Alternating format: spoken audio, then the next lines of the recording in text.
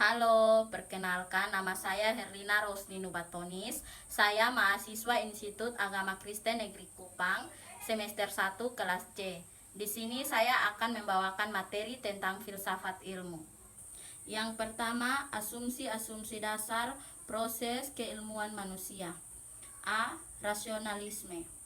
Rasionalisme merupakan aliran pemikiran yang menekankan pentingnya peran akal, idea, substansi, form, kualitas, dan kategori dalam proses keilmuan.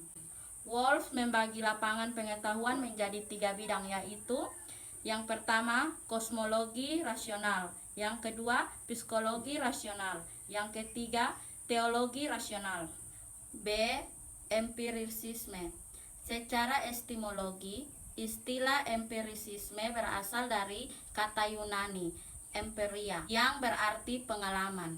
Berikut pemikiran Hume sehubung dengan reaksinya terhadap konsep substansi dan kualitas. Yang pertama, substansi versus relasi. Yang kedua, kualitas versus induksi. C. Kritisme atau epistemologi Immanuel Kant. 1. Akar-akar pemikiran Kant. Immanuel Kant adalah filsuf yang hidup pada puncak perkembangan pencerahan, yaitu suatu masa di mana corak pemikiran yang menekankan ke dalam unsur rasionalitas perkembangan dengan pesatnya. Ciri kedua adalah apa yang dikenal dengan daisme, yaitu suatu paham yang kemudian melahirkan apa yang disebut natural religion. 2. Leibniz dan Hume. Leibniz dan Hume adalah di antara banyak filsuf yang mempunyai pengaruh besar pada Kant, terutama untuk membangun epistemologinya. Leibniz, Wolff, dan Hume merupakan wakil dari dua aliran pemikiran filosofis. Leibniz sedangkan Hume dari aliran empirisme. 3. Epistemologi Kant membangun dari bawah. Upaya Kant ini dikenal dengan kritisme atau filsafat kritis. Langkah Kant dimulai dengan kritik atau rasio murni, lalu kritik atas rasio praktis, dan berakhir adalah kritik atas daya pertimbangan. D. Intuisionisme. Aliran ini dipelopori oleh Henry Bergson pada tahun 1859 sampai 1941. Menurutnya, intuisi merupakan suatu sarana untuk mengetahui secara langsung dan seketika. Yang kedua, paradigma ilmu tegaknya teori-teori keilmuan. Secara umum, paradigma diartikan sebagai seperangkat kepercayaan atau keyakinan dasar yang menentukan seseorang dalam bertindak pada kehidupan sehari-hari maupun dalam penyelidikan ilmiah. Sejak abad pencerahan sampai era globalisasi ini, ada 4 paradigma ilmu yang dikembangkan oleh para ilmuwan dalam menentukan ilmu pengetahuan yang berkembang dewasa ini, yaitu pertama, positivisme, yang kedua, post-positisme, yang ketiga, konstruktisme, yang keempat, critical theory. Paling sedikit ada 6 tema pokok yang menjadi ciri-ciri paradigma critical theory dalam praktikum keilmuan, yaitu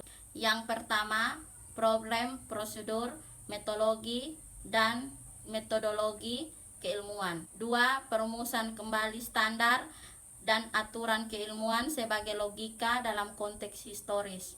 3. Dikotomi antara objek dan subjek. 4. Keberpihakan ilmuwan dalam interaksi sosial. 5. Pengembangan ilmu merupakan produk nilai-nilai. 6. Ilmu pengetahuan atau khususnya ilmu sosial merupakan studi tentang masa lalu. Yang ketiga, kerangka dasar teori keilmuan suatu diskusi metodologi. A.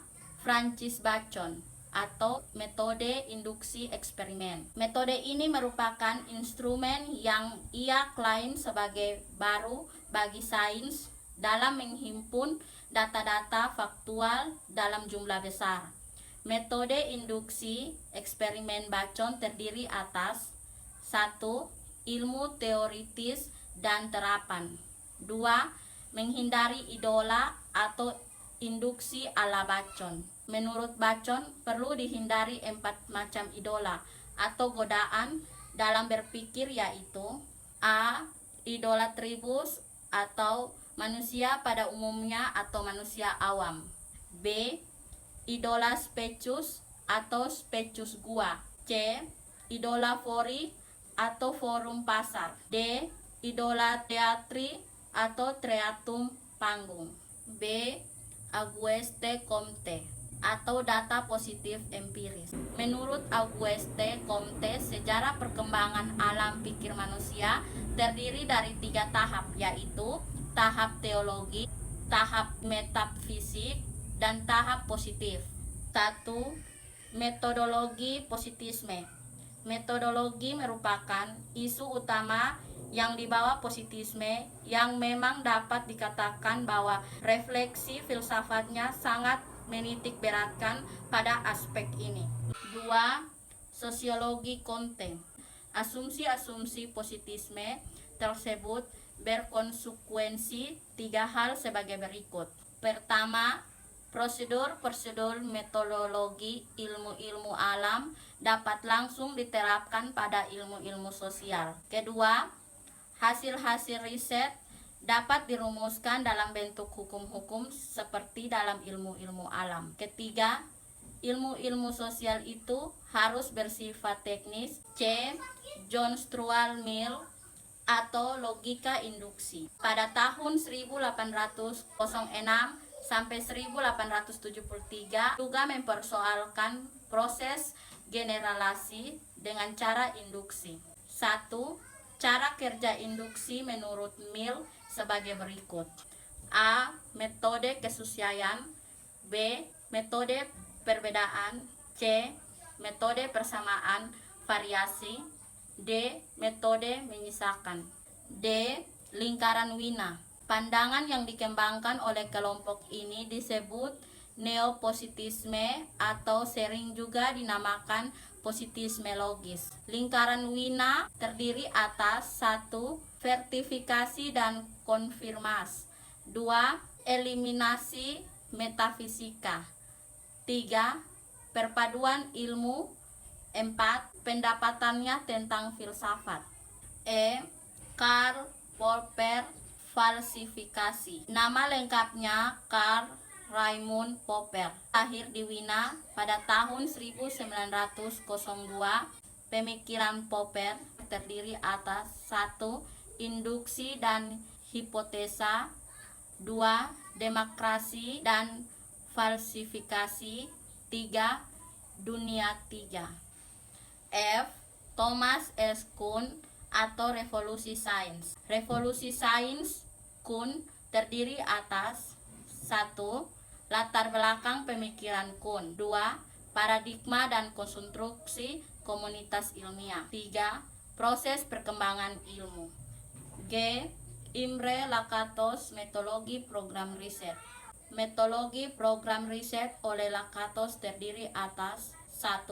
Metodologi program riset. Dalam program riset ini terdapat aturan-aturan metodologis yang disebut dengan heuristik, yaitu kerangka kerja konseptual sebagai konsekuensi dari bahasa. Yang keempat, ilmu-ilmu sosial membuka jalur metodologi baru. 1. Fenomenologi. Istilah fenomenologi berasal dari bahasa Yunani peinestai yang berarti menunjukkan dan menampakkan diri sendiri.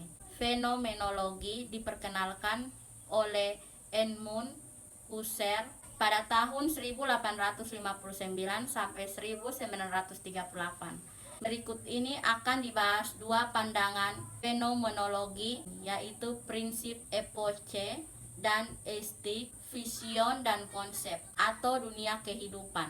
2. Hermeneutika. Joseph Bleicher membagi pembahasan hermeneutika menjadi 3, yaitu sebagai sebuah metodologi, sebagai filsafat, dan sebagai kritik. Yang pertama, sebagai pendekatan dalam ilmu-ilmu sosial. Di bawah ini akan dibahas secara ringkas pemikiran hermeneutika yang ditawarkan beberapa filsuf, yaitu A. Schleiermacher dan Wilhelm Dilthey, atau sebagai wakil dari filsuf hermeneutika romantik B. Hans Georg Gadamer. Berikut ini akan dibahas dasar-dasar bangunan teori kritis Habermas. 1. Konstruksi teori kritis Habermas. 2. Rasio instrumental dan rasio komunikasi. 3. Kritik ideologi. Sekian penjelasan dari saya mengenai materi filsafat ilmu. Semoga bermanfaat bagi kita semua. Shalom.